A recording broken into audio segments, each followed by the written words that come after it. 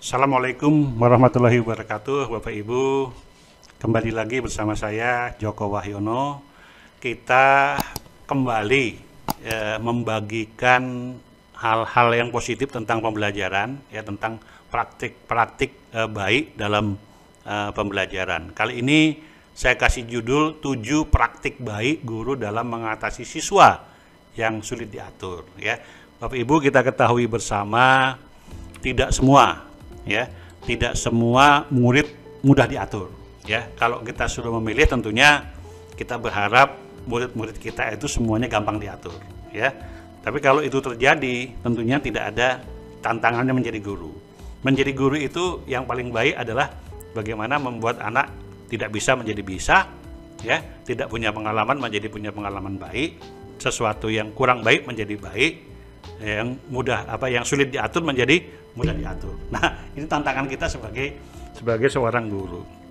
Nah, tentunya kita harus juga memahami bahwa karakter anak berbeda-beda, ya.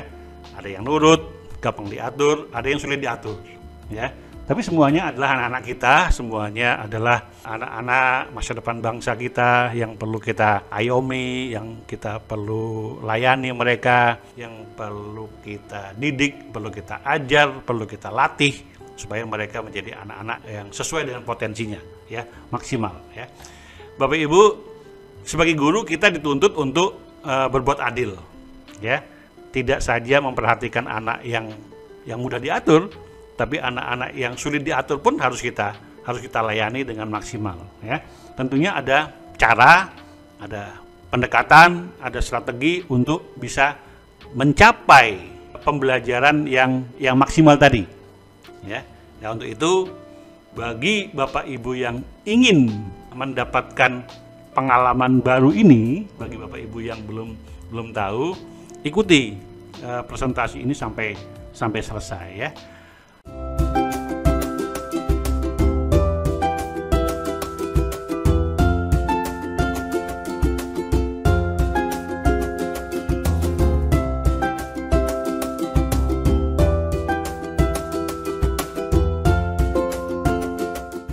Bapak Ibu, bagaimana mengatasi anak yang sulit diatur tanpa kekerasan dan marah-marah? Nah, ini tentunya poinnya tanpa kekerasan dan marah-marah, ya.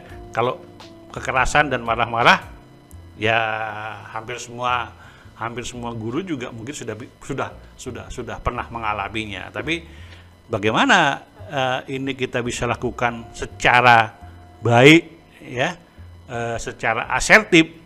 Ya, tentunya Bapak Ibu harus mengikuti ini sampai tuntas. Bapak Ibu, ada 7 praktik baik, ya.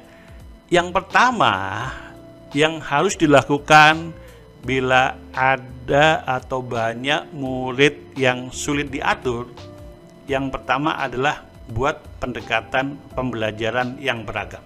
Itu dulu.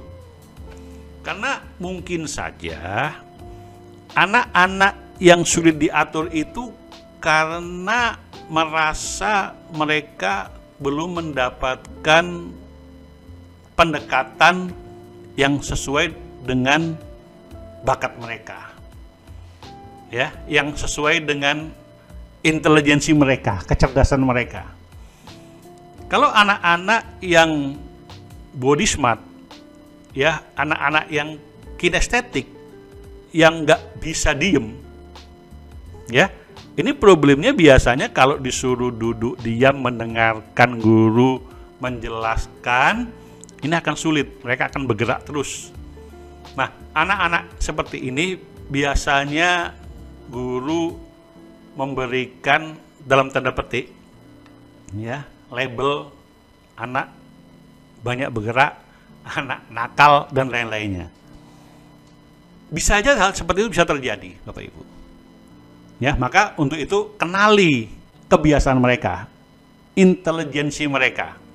Ada anak yang suka interpersonal skill, ada anak yang senangnya bergaul, ada anak yang verbal linguistik, anak yang senang membaca, anak yang senang dengan bahasa, kemampuan bercerita. anak yang senang matematika logis, anak yang senang di alam, anak yang intrapersonal, ya, senangnya mengumpulkan sesuatu atau berkontemplasi atau membaca sesuatu dan bisa menyampaikannya kepada orang lain misalkan. Ada picture, smart, ya, visual, ada musikal dan lain-lainnya. Nah, tentunya ini harus dilakukan pendekatan yang berbeda. Kalau Bapak Ibu mengajarkan matematika, ya, ada guru saya yang mengajarkan matematika buat anak yang kinestetik justru di lapangan bola. Ya, ada beberapa pendekatan-pendekatan yang dilakukan sama dia, ya, dengan permainan-permainan yang dilakukan sehingga mereka bisa memahami pola matematika ketika itu dilakukan di lapangan sepak bola. Mereka bergerak dulu, ya. Dan ada juga yang lain-lain sifatnya, dengan musik, dengan menyanyi, ya, dengan ada picture smart, dengan menggambar dan lain-lainnya. Dan ini sangat diperlukan dan Bapak Ibu perlu belajar yang lebih banyak, tidak hanya materinya satu, memberikan ceramah dan tanya jawab, tapi melalui diskusi, melalui melihat perkembangan daripada pendekatan masing-masing anak ini. Saya kira Bapak Ibu hal-hal yang seperti ini perlu dipelajari kembali, ya. Tapi intinya bahwa Bapak Ibu tidak mengajar hanya ceramah dan jawab. Bisa kasih tugas, bisa diskusi, bisa belajar kelompok, ya, bisa proyek-proyek yang dilakukan, ya. Dan tentunya harus mempunyai waktu untuk persiapan yang cukup. Apalagi sekarang persiapannya dengan kurikulum Merdeka ini sudah sangat cukup, sehingga Bapak Ibu bisa membuat pola pendekatan pembelajaran yang sesuai dengan karakter anak tadi, ya. Jadi bukan anak yang menyesuaikan gurunya, tapi gurunya yang menyesuaikan anak-anak, ya. Itu poin yang pertama. Dan 7 praktik tadi, yang pertama, buat pendekatan pembelajaran yang beragam. Yang kedua Bapak Ibu, bila mana ada sesuatu yang katakanlah anak membuat ribut di kelas, ya, anak yang sudah diatur. Yang kedua adalah membuat kesepakatan bersama siswa. Nah, kesepakatan ini biasanya dibuat di awal pelajaran melalui diskusi bersama siswa. Jadi misalkan katakanlah ketika masuk di awal pelajaran, wali kelas menyampaikan supaya pembelajaran ini bisa berlangsung menyenangkan, baik, ya. Kira-kira apa yang mau kita lakukan, ya? Kita buat aturan seperti apa, ya? Jadi mereka nanti yang akan menyampaikan, ya, brainstorming dulu, sampaikan dulu semuanya. Setelah itu pilih satu-satu, sepakati bersama, ya. Nah, untuk itu Bapak Ibu juga harus memahami tentang peraturan sekolah, ya. Tapi jangan membacakan peraturan sekolah di kelas. Itu sama saja Bapak Ibu mentransfer top down, ya. Tapi apa-apa yang dari bawah tadi menyampaikan sesuatu, Bapak Ibu menyesuaikan. Tapi yang paling penting di sini adalah pahami dulu reward and konsekuensi, bukan punishment. Biasanya kita membuat aturan itu ada reward, ada punishment, ya. Kalau misalkan tidak yang melanggar hukumannya apa, kan gitu kan? Selalu yang dipikir hukumannya apa, ya. Sekarang punishmentnya diubah dulu.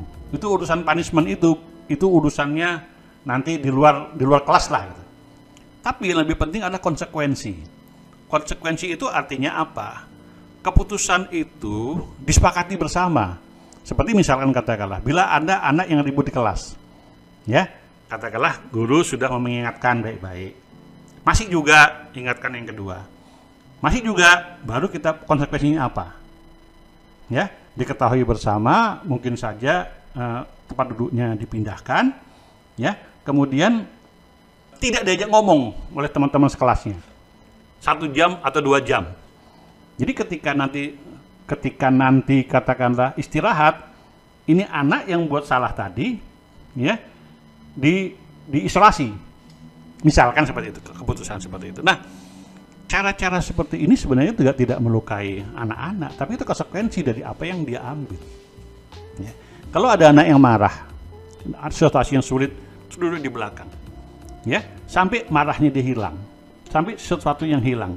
Baru ditanyakan, kalau dia nanti sudah selesai marahnya, sudah selesai galaunya, sudah ini kembali lagi belajar, nggak ada masalah.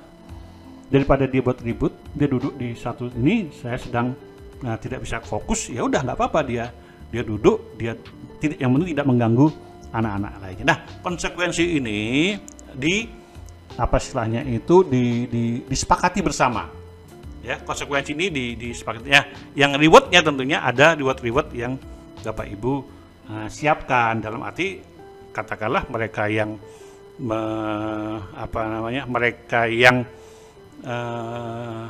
mentaati aturan, ya tentunya ada hal-hal yang positif. Misalkan dikasih reward kan tidak hanya berupa hadiah benda dengan kasih jempol, ya. Kalau anak-anak di TK itu kasih bintang, kasih tanda senyum, kasih tanda apa, itu suatu hal yang reward, ya. Sampai yang memang dia bagus dikumpulkan per hari-hari menjadi karakter, nanti akan diberikan hadiah. Katakanlah kita punya 10 budaya sekolah, ada disiplin, ada bertanggung jawab, ada empati, ada apa segala, itu bagian daripada yang bisa diberikan reward di akhir tahun ajaran. Tapi selama pembelajaran Bapak Ibu bisa berikan jempol, pujian, ya, dan lain-lainnya yang bisa membuat anak menjadi senang, ya. Kemudian buat aturan yang fun, ya, pakai bahasa dan gerakan yang mudah dipahami. Jadi katakanlah kalau anak-anak sedang ribut, anak-anak sedang rame di kelas, ya, Bapak Ibu tidak harus berteriak, ya, supaya kelas itu menjadi tenang, tidak.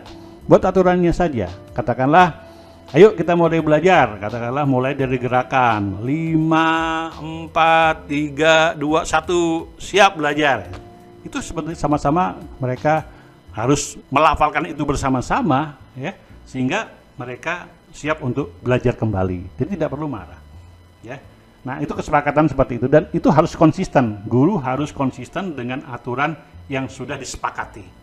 Nah, ini menunjukkan bahwa kesepakatan itu, ya, itu aturan yang yang mengikat di kelas itu, ya. Nah, seperti apa sih peraturan-peraturan ini? Contoh-contoh aturan kelas Bapak Ibu. Nah, seperti ini misalkan panduan menghadiri kelas mulai hari dengan selalu tepat waktu. Nah, ini mereka buat.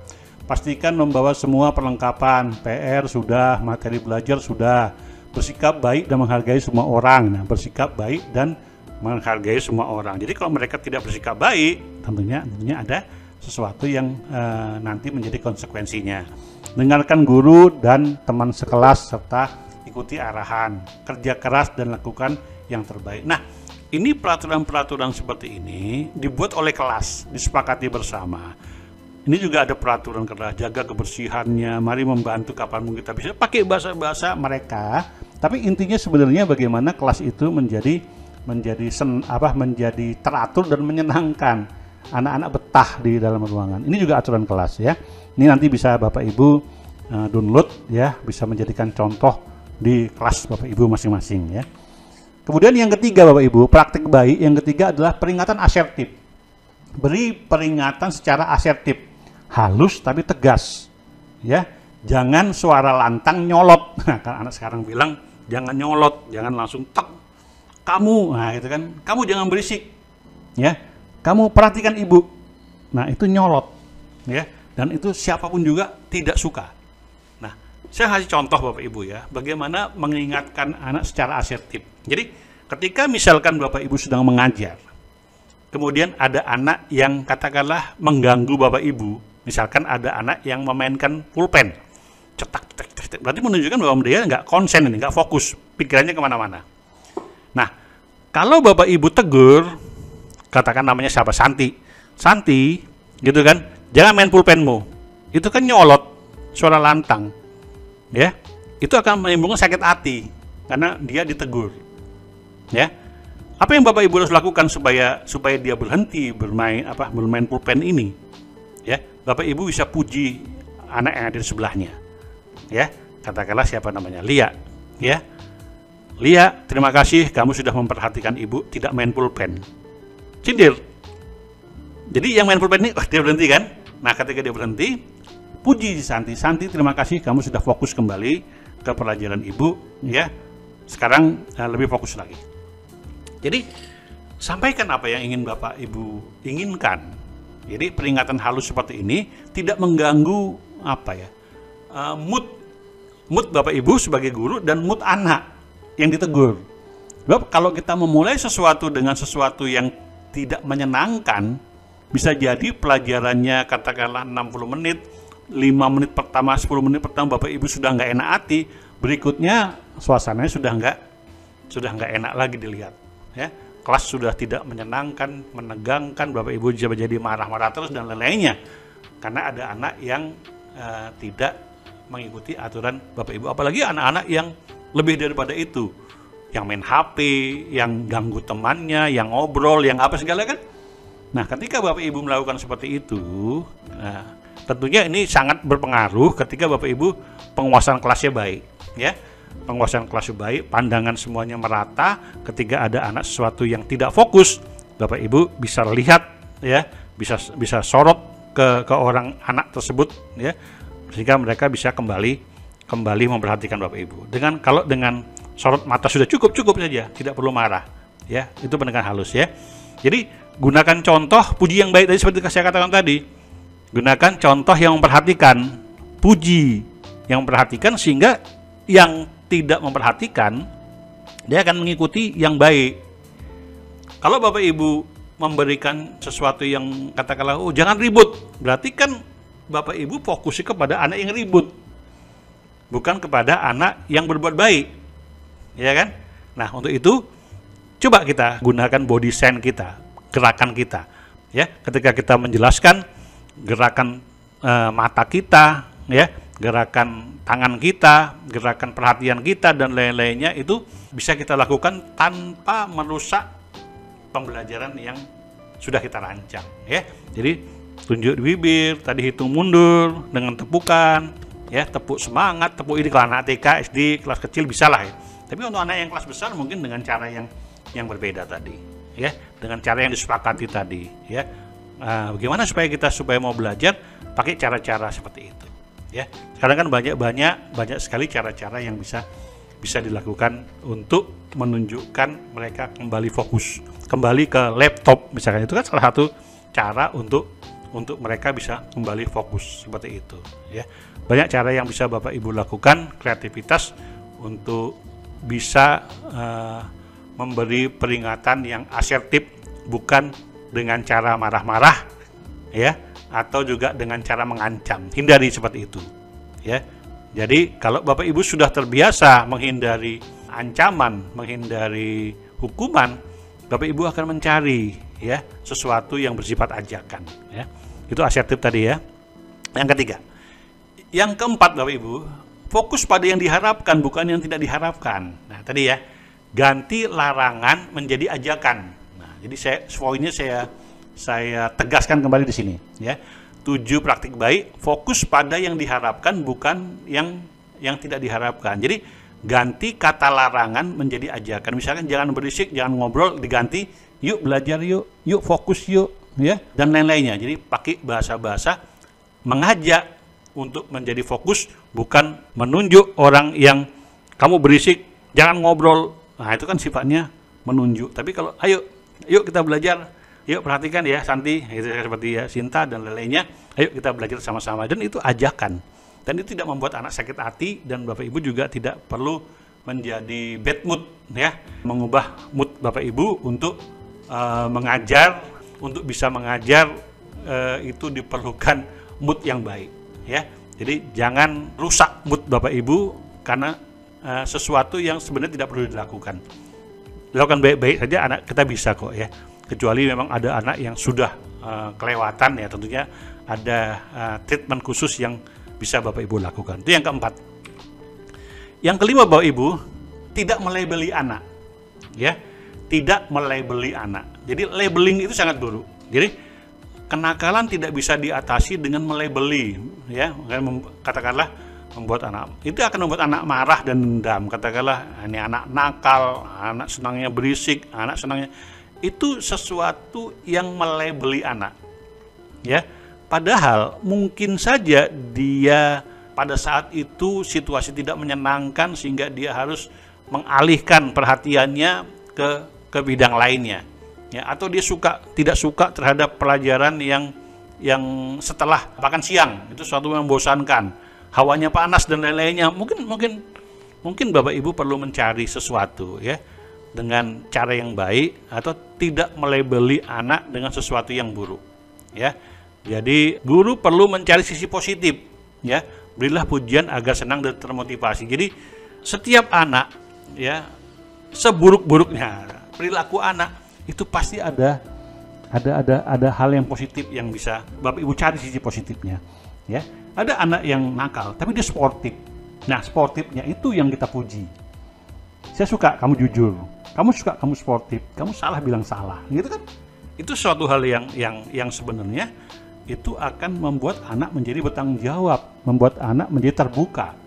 Nah, jadi pasti ada sisi positifnya yang bisa Bapak Ibu tampilkan, ya, tanpa melabeli anak dengan label-label yang buruk, ya. Anak malas, anak bodoh, anak apa segala itu, waduh, itu sangat melukai, ya. Tidak hanya anak, tapi orang tuanya juga sangat terluka dengan bahasa-bahasa label seperti itu.